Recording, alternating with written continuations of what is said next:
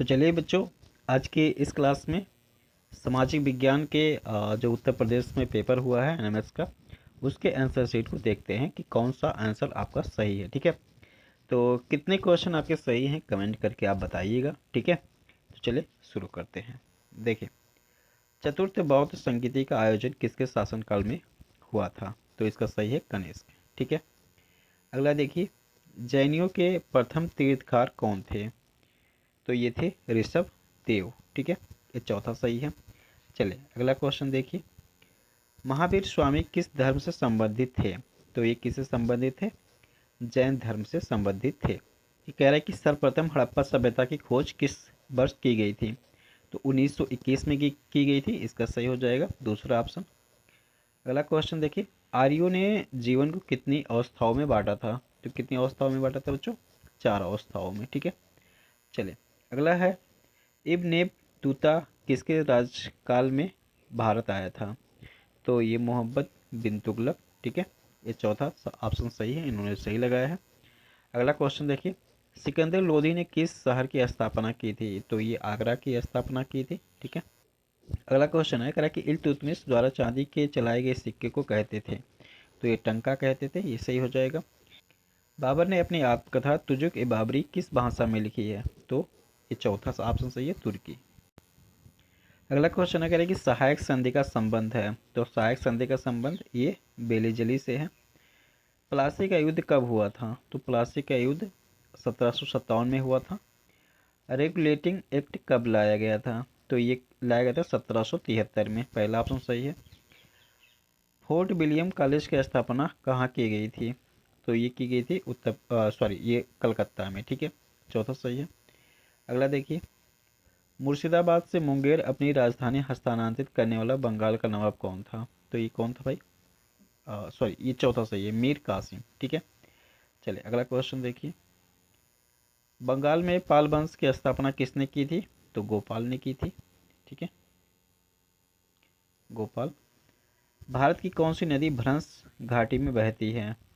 तो ये नर्मदा। ठीक है, अगला क्वेश्चन देखें। अगला क्वेश्चन है, भारत का सबसे बड़ा राष्ट्रीय जलमार्ग है? तो ये है प्रयागराज से हल्दिया। तीसरा ऑप्शन सही है। निम्न में से किसमें ओजोन की सर्वाधिक सांद्रता मिलती है? तो ओजोन की सर्वाधिक सांद्रता जो है वो समताप मंडल में मिलती है, अर्थात ये तीसरा सही हो जाएगा। ठीक है, अगला क्वेश्चन देखिए, सवाना का सर्वाधिक विस्तार है? तो ये कहाँ पर है? अफ्रीका में। ठीक है, पहला ऑप्शन सही हो जाएगा। कौन सी नदी भूमध्य रेखा को 2 बार पार करती है? तो ये कांगो। ठीक है, पहला सही है। अगला देखें, अगला है, भारत में सबसे अधिक उपजाऊ मृदा कौन सी है? तो ये जलोढ़ मृदा जो होती है ये सबसे अधिक उपजाऊ होती है। अगला है, वायुमंडल में सबसे निचली परत को कहते हैं? तो ये क्षोभ मंडल कहते हैं। ये सही हो जाएगा। भारत का मैनचेस्टर किसे कहा जाता है? तो ये चौथा सही है, अहमदाबाद को। कौन सी गंगा की सहायक नदी नहीं है? तो ये नर्मदा जो है ये गंगा की सहायक नदी नहीं है। ठीक है, अगला देखिए, मृदा क्षरण को रोका जा सकता है? तो कैसे रोका जा सकता है? वन रोपण करके। भारत के संविधान के निर्माण में संविधान सभा को कितना समय लगा था? तो 2 वर्ष 11 माह 18 दिन लगा था। ये सही हो जाएगा। अगला देखिए, ग्राम पंचायत समिति में सरकार द्वारा नियुक्त कर्मचारी कौन होता है? पंचायत सचिव। ठीक है, अगला देखिए, संविधान सभा के अध्यक्ष कौन थे? तो ये थे डॉक्टर राजेंद्र प्रसाद। ठीक है, चौथा, किस संवैधानिक संशोधन के द्वारा शिक्षा के अधिकार को मौलिक अधिकार में जोड़ा गया? तो ये 86 में। पहला सही हो जाएगा।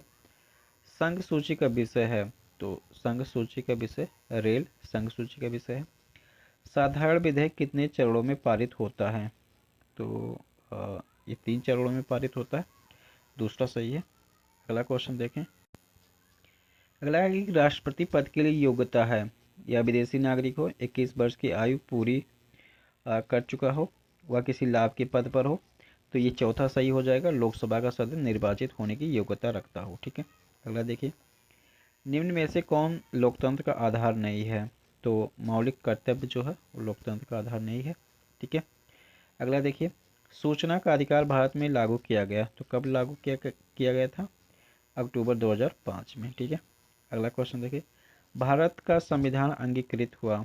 तो भारत का संविधान कब स्वीकार किया गया था? तो ये क्या किया गया था 26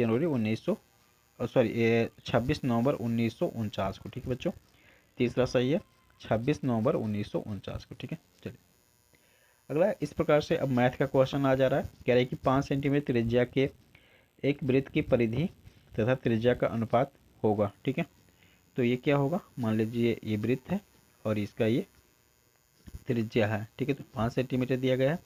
तो यहाँ पर हम क्या कर सकते हैं, देखो परिधि क्या होता है 2πr। ठीक है, वृत्त की परिधि तथा त्रिज्या का अनुपात, और त्रिज्या यहाँ r, तो ये r का ये 2π हो जाएगा। और 2π क्या है, एक अपरिमेय संख्या है, क्योंकि जब परिमेय और अपरिमेय से गुणा होता है तो अपरिमेय ही आता है। तो यहाँ पर चौथा ऑप्शन सही हो जाएगा।